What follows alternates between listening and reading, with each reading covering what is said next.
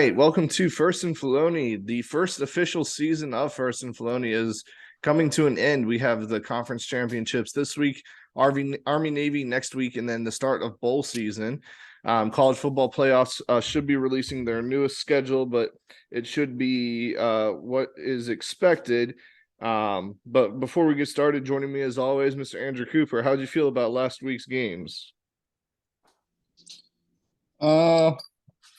I was disappointed in the USC game. I definitely thought Notre Dame was going to play a whole lot better. Yeah. But it just goes to show that USC, with that quarterback and the NIL deals, they've got it going on. But everything aside, how about the Wolfpack? I know 365 days of bragging rights over the boys in blue. UNC, what happened? Yeah, it was that was actually a really, really, really good game. How about Ben Finley, scout team quarterback? Freshman? Yeah, he came on and he threw a couple dimes. Like they were really, really good. He kind of looked like his brother. Another good game over the weekend was actually Florida and Florida State. If Billy Napier knew how to what about play call, the Oregon State? Oregon State was good. Florida State. If Billy Napier knew how to play call and would just keep running the ball because they could not stop ETN, Florida would have won that game. Florida would have easily won that game. So, but yeah, no, Oregon State. I remember I called it on the podcast. I was like, Oregon State's not going to lose this one. I picked Oregon. I had an awful week last week. But yeah, no, last week we had some pretty good games. JMU with the slaughtering of Coastal Carolina. I love that. Georgia Tech put it to Georgia early. It was pretty close. South Carolina, Beamer ball is back into full effect after 3 weeks ago. They wanted to fire Shane Beamer. Yeah, so, I seen he got a raise and an extension. It blows my mind. South Carolina has not been good in football, and he's brought them to a bowl game win with no quarterback last year and an 8-4 season this year, beating Clemson and Tennessee, and they wanted to fire him. Like it doesn't make sense to me. Dude, they really haven't been good since like the Steve Spurrier days with Jadeveon Clowney and all. Right.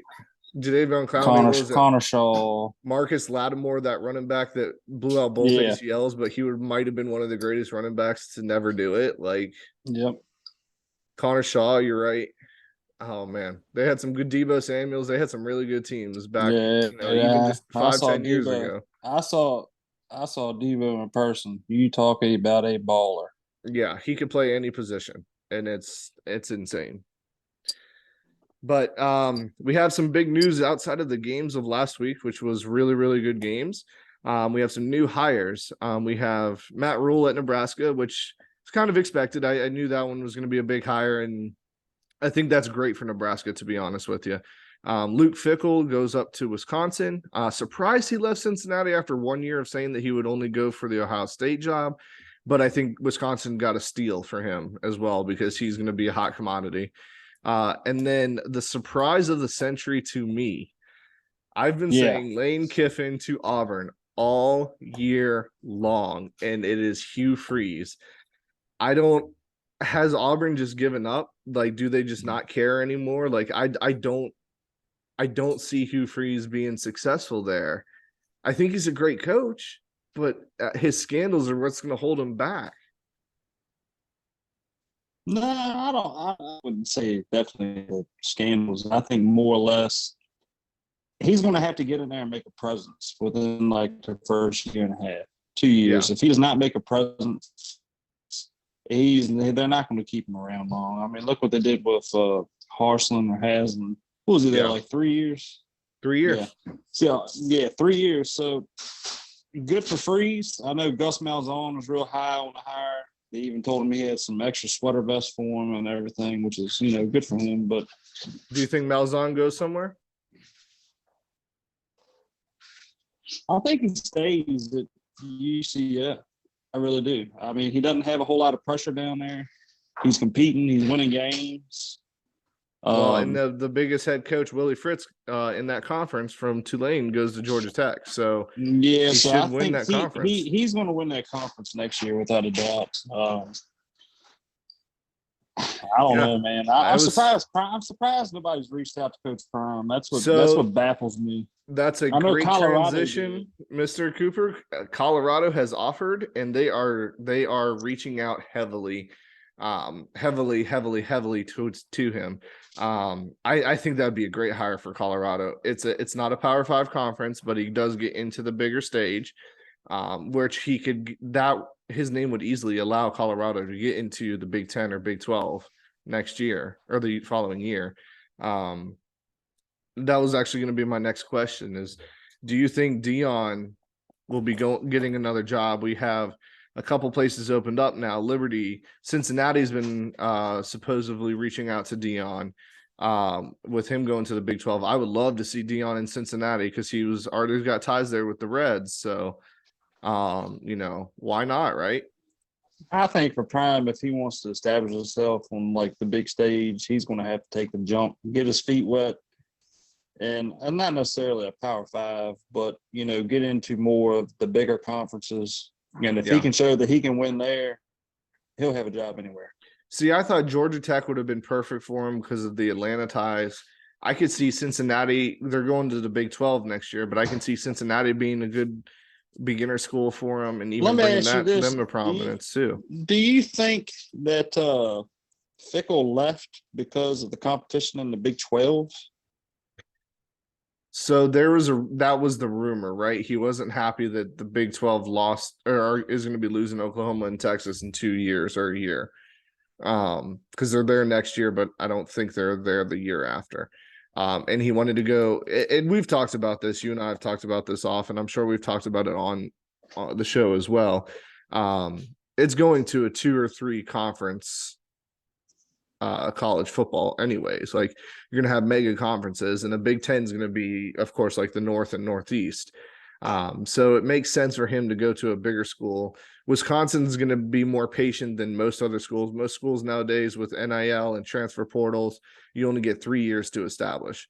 Wisconsin's going to keep him there for a little bit longer, as long as he keeps doing winning records, which he will. I don't foresee why he won't do that. So yes, I do. I think the Big 12 still has a shot after the year that they've had this year. I think the Pac 12, once USC and UCLA leave, is gone. I think they'll dissolve very quickly. That's what I want to tell you too. With Matt Rule taking that job over there at Nebraska, I saw he got a good offensive coordinator in Satterfield. Yep. Yeah. And Matt Rule's building his program already, man. Oh and, yeah, yeah. And I've been telling you all year that Nebraska job, they have the money.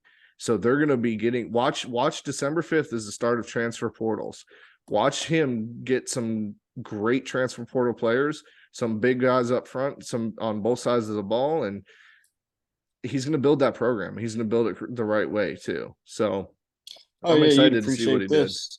I saw that NC State got a decommit from Iowa today as a running back, 4-star recruit. That's 1 year too late, right? Yeah, But yeah. that'll be good for MJ, I think, to have at Well, least you got a to running think, game with man. him. In the future, you're going to have MJ Morris. You'll have Michael Allen. You'll have Delbert Mims. You're going to have this recruit coming in. I think your running back class is starting to really stack up good. Well, I think NC State's problem was they focused too much on Houston, and they just didn't give other people enough chances. As soon as they got stopped, they wouldn't run the ball for 5 or 6 plays. And that's not a Yeah. recipe for success. Like you guys have the talent, like the younger running backs, like you said, Well, and Mims. not only I that, love but Mims. Mims is a I think, hell of a running oh back. yeah. Well, I can tell you, I also think too. I think Tim Beck relied more on Devin Leary, and then once Leary went down, it Yeah, was kind of exactly. crap. Where do we go from here? I mean, do we need to establish the run more instead of Right. letting Leary just play loose at the beginning of the year? I think would have solved Well, a whole lot. But if you'd Leary's have bread talked to and butter everybody in last year was Raleigh, the threat of everybody in the Raleigh run wants too. him gone. Well, that and Emeka Emezi. Yeah. I mean why Leary had so much success last year was because they had a running game. They established a running game. And then it Oh yeah, just well, you had Bam Knight, you had Ricky yeah. Person. So I don't know, man. Like it's crazy. It's crazy about that, but I'm interested to see who else will or who's gonna fall next. I'm really hoping Dion gets a shot, but I do too, man. um I had it up on my computer, but I can't go back to see it for Yeah, some but there's no reason. way if he's trying to go to Florida State, dude, he's gonna be waiting a while because I can tell you, Florida State, everybody can say what they Nor want. They're at the top of the conference right now in ACC. well, Norvell showed up. He was in the hot seat at the beginning of the year. And he showed up this year, for sure. Some other job openings that are rumored to be open or are opened. Arizona State, they just hired their offensive coordinator. Um, we have He's a Liberty, younger guy, isn't Colorado. Yeah, I was kind of upset they did that to Herm Edwards. I like Herm. he? Yeah, I like Um, the old ball coach. but I can see that.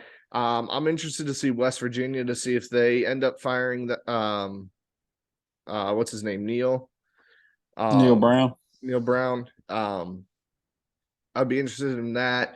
I don't know. I don't know what Texas A&M is going to do. I They ain't getting rid of Jimbo, man. They need to. He's They'll lose too awful. much money in the buyout. Yeah, yeah. Well, yeah, you're right. You're right. But I don't know, man. Like I just I it think just next year, if he don't produce, he's out. yeah, he has to be. Like he's worse than Kevin Sumlin and uh twice as expensive. So like Oh you got yeah. rid of a decent coach in Kevin Sumlin, and then you're gonna go with Jimbo, which Jimbo's the big name, but he's gonna it you know what it all depends on? It all depends on how many recruits he loses. I think if he loses enough recruits during the transfer portal, um, then he might be fired. But with that being said, I know we're skipping ahead a little bit in here too. And this is just a question I thought of as well. Who are your coaches next season? And we'll talk about it, preview for next season as well. Who are the coaches that are on your hot seat for next season? To be honest, I think Ryan Day at Ohio State. I agree. I agree. If he loses to Michigan one more time with the talent that he is bringing in, I, to be honest with you, dude, I don't even think it's that. I don't think if they don't make it into the playoffs next year or this year, let's say they go back to back years, and if they lose to Michigan again next year, he's gone. There's no way that fan base and all that yeah, money that they have up there is going to put up with that. And don't get me wrong, that would be another prime time spot for Prime. that'd be crazy. I don't know if he'd get the Ohio State job right away, but Um, that would be interesting. I mean, could Urban be called back? Who else for that? Well, there Um, are reports that he wants to come back to college football. So he's going to go to Florida in 2 years. I'm calling that right now. 2025, Urban will be coaching the Florida Gators. that's not good because we play them.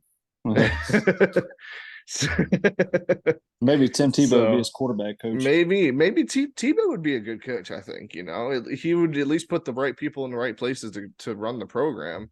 He'd be a good motivator. I could see him doing that. But okay, so we have the new college football playoffs coming out, and it's as expected. Georgia still 1, Michigan moves up to 2. I believe I haven't looked at them, but I know who are the top 4. I believe USC goes into the 3rd spot, and then TCU is number 4. Any surprises there? I would have thought TCU would have stayed at 3. I could, I could be wrong. Let me see if I can find it. But no, that's not. I think this is going to be our playoff, barring something like drastic happens with the Big 12 or the Pac 12, one of them losing. I think Michigan's solid in there. I think Georgia's solid in there. But if it starts to get messy, if K State beats TCU or Utah beats USC again, NC No, you State know what cracked the that top 25 at number 25, which is good. Notre Dame's at 21, Carolina's 23, Mississippi State's 24, UCF 22. We have uh, Oregon at 16, UCLA 17. Tulane 18, South Carolina 19, Texas 20, then Utah 11, Washington 12, Florida State 13, LSU 14, Oregon State 15. We got some huge movement in the polls A whole here. lot of jumps. We got K-State at 10, Clemson at 9, Penn State at 8. My guess is Bama at 7. Nope, Tennessee at 7. That means Bama's going to be in the top 6. Would that be Bama 6, Ohio State 5, right? Yeah, that or Bama 5, Ohio State 6. Yeah, but I don't so see them dropping them. I don't see the top 6, but so that's where it gets messy. If TCU loses and USC loses, who would you put in the playoff? If one of them Not loses Bama. or if both of them loses? Well, if both of them loses, then you got to put Bama back in the picture. Do you put Bama, a 2-loss Bama in instead of a 2-loss Tennessee? Because Tennessee beat them head to head. Name and the biggest win that Alabama's had is Ole Miss, and they haven't beaten a winning record team all year. No, if that in that case, no. If I had it my way, then yeah, I'm going Tennessee, going in at 4. See, I think I'm with you.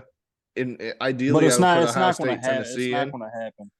Ideally, I'd put Ohio State, Tennessee in, or even Penn State. I might even put in there. Have an argument for that. Much as I don't like Ohio State, man. But it'll be Ohio State, Bama that will take their spots. 1,000%. Oh yeah, without a doubt. And I wouldn't mind seeing a rematch of Ohio State, Michigan. I mean, it was a fun game.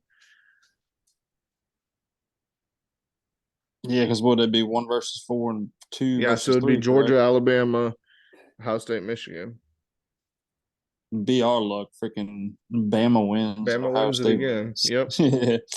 That's exactly what I think it is. Okay, and then we're having another fairly short episode again here today, but that's all right. We do have one more note, and then only 7 games to pick from. The Heisman race. Early on, I think it was about a 5 or 6 person race, but in my opinion, I think it's boiled down to 2 people.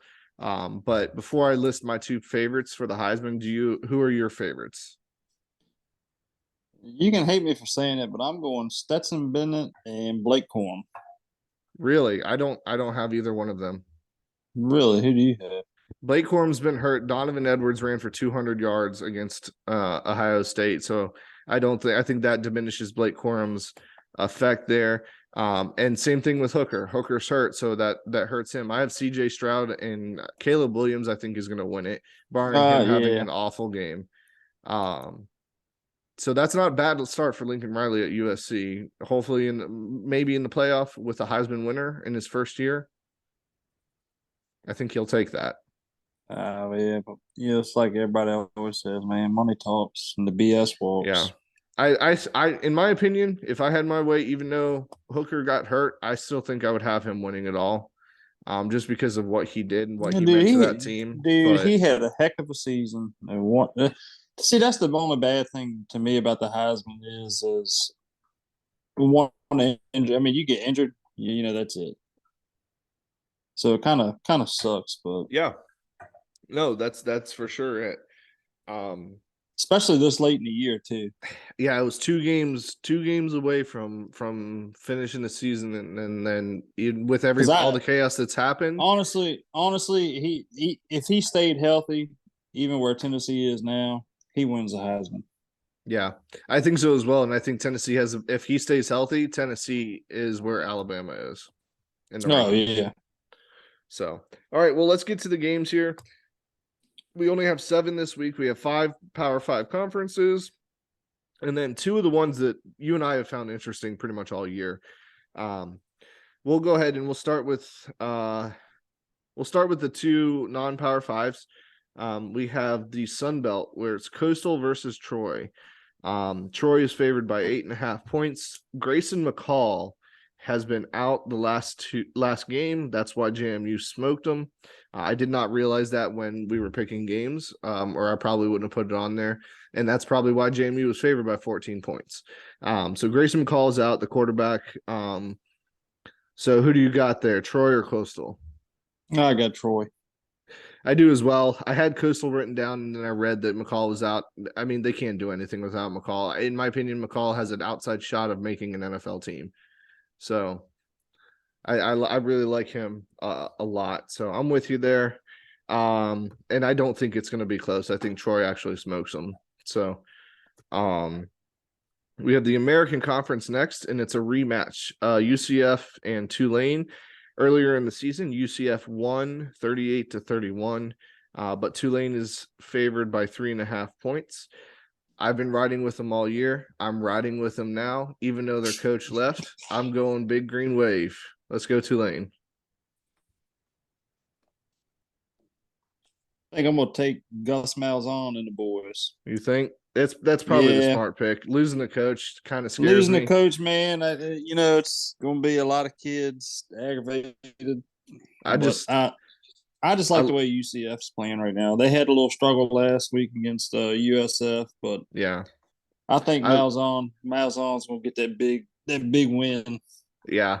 I like Malzahn. I like UCF, but like I love Tulane, man. I do love too. them. Don't get me wrong. I think they have an underrated logo. I think that's one of the best logos. I think they have one of the best color schemes. Like I love them so much. So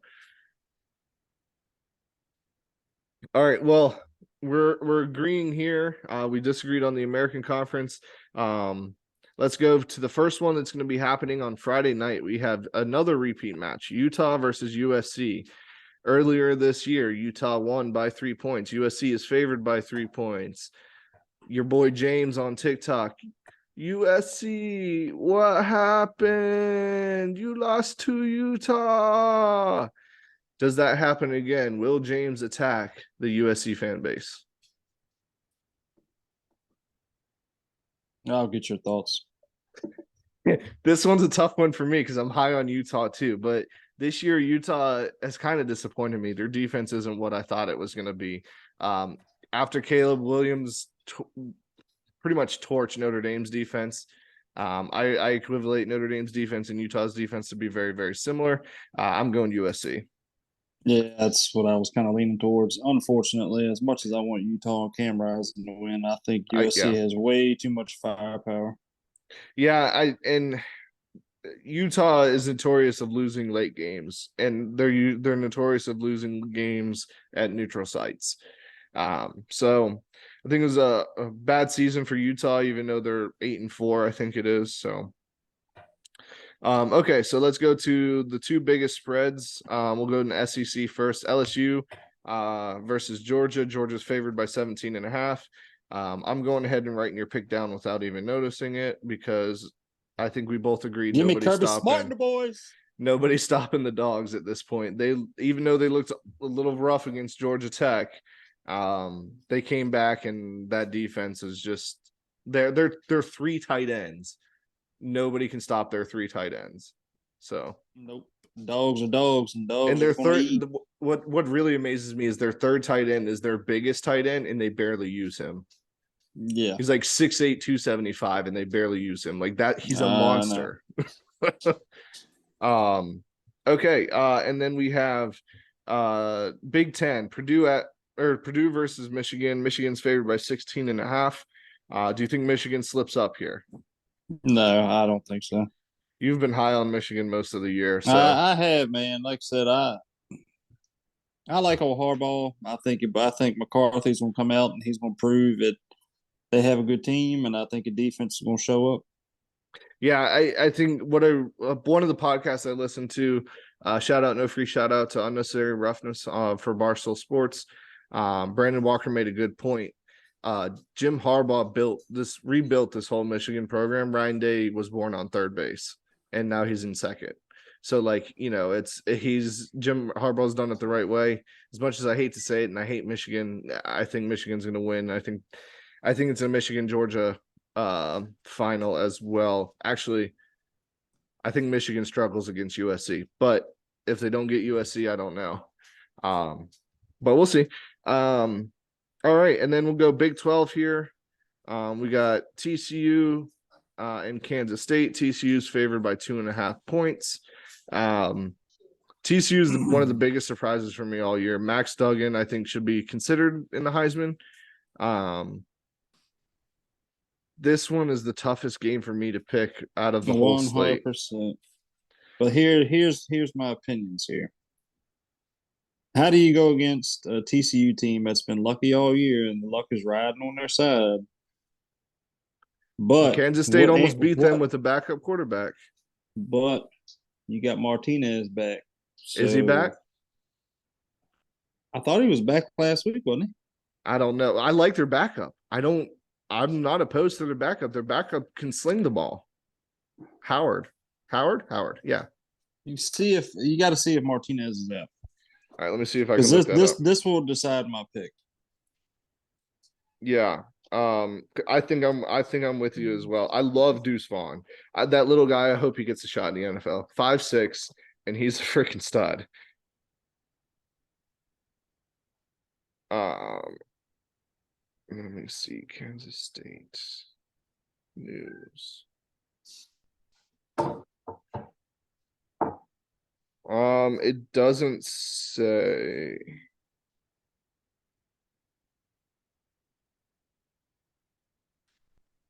Nope, just kidding.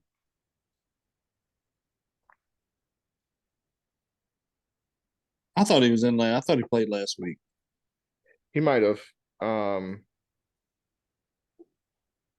haven't been watching. I mean, unless you go to ESPN and you see if he played last week on the stats.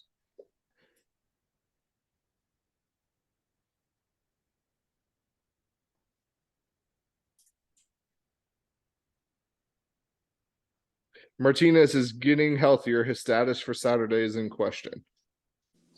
So he's questionable on Saturday. I'm going TCU. I don't think the luck runs out. I don't either. And then TCU's just going to get blown out in the playoff by whoever they play. But their offense is really good. They have that Quentin Johnston, who's a great receiver. Duggan's proven to be really good. Their defense, as long as they can hurt the starting quarterback, they're pretty good. That's just me being salty, but they've done well. They've done well this year. And then the final game on the slate is the ACC championship game. Clemson favored by 2.5 points versus UNC. I have zero faith in Clemson anymore. DJ is going to be in the transfer portal on December 5th. It does not matter. Cade Klubnik's team for next year, they're going to start getting him prepared. I think the loss last week to NC State, I still think that May is the better quarterback. And with this point, Carolina's defense has improved all year. I think Carolina wins this game.